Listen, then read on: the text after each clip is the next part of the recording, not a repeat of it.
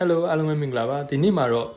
coffee ချတဲ့အချိန်မှာ channeling ဖြစ်ရတဲ့အကြောင်းအရာတွေတခုကိုကျွန်တော်ပြောပြပေးမယ်အဲ့ဒါဘာလို့ဆိုတော့ကျွန်တော်တို့ coffee preparation တွေပြီးသွားပြီ porter filter ထဲမှာကျွန်တော် tamping တွေပါလုပ်ပြီးသွားပြီပေါ့လေလုပ်ပြီးသွားတဲ့အချိန်မှာဆိုတခါတလေမှာတချို့လူတွေက tamper နဲ့ porter filter ကိုခောက်တက်တဲ့အကျင့်လေးတွေရှိတယ်အဲ့အချိန်ဆိုဘာဖြစ်တဲ့တုံးဆိုတော့အဲ့လေးကိုကျွန်တော်တခုပြပေးမယ်ဟုတ်ပြီကျွန်တော်တို့ preparation ပြီးသွား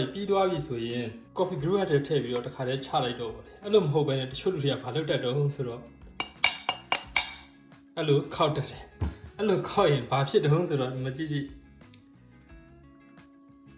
နေရာအကြီးပွင့်သွားတယ်လား gas ဖြစ်သွားတယ်ဒီမှာ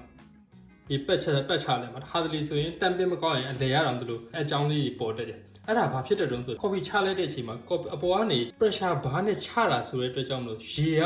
လွယ်တဲ့နေရာပဲကြာမှာပေါ့လေဒီလွယ်တဲ့နေရာတွေကကျသွားတဲ့အတွက်ကြောင့်မလို့ဒီနေရာတွေကခက်တယ်ပေါ့လေခက်တော့မကြတော့ဘဲနဲ့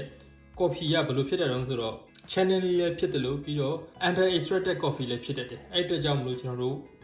လောစင်ကျင်ရမှာက coffee preparation ပြီးသွားပြီဆိုရင်